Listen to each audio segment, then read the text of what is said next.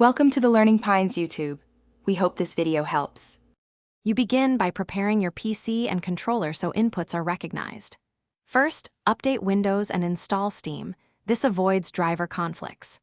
Next, plug the DualSense into USB-C for lowest latency, or hold PS and create to pair via Bluetooth. Use Windows Bluetooth settings to finish pairing.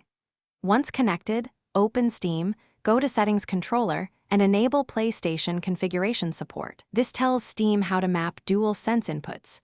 Without it, Microsoft Flight Simulator won't read the controller reliably.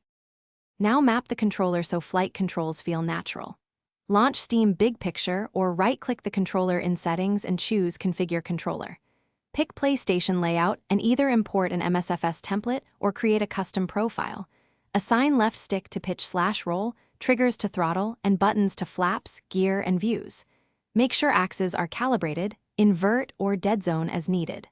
Finally, save the profile and set Steam to force the controller configuration on the desktop, so Microsoft Flight Simulator will use your mappings. Finish inside Microsoft Flight Simulator by selecting the DualSense controller under Options Controls.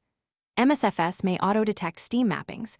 If not, manually bind any remaining actions like camera slew or rudder. Adjust sensitivity curves and dead zones so small stick movements don't overcorrect. This improves realism and prevents oscillation. Test with a simple flight, making small adjustments. Troubleshooting tip: if inputs jitter or won't bind, quit MSFS, disable Steam input for the controller, reconnect the DualSense, then re-enable Steam PlayStation support and reload your profile. Thanks for watching. Consider subscribing if we helped you.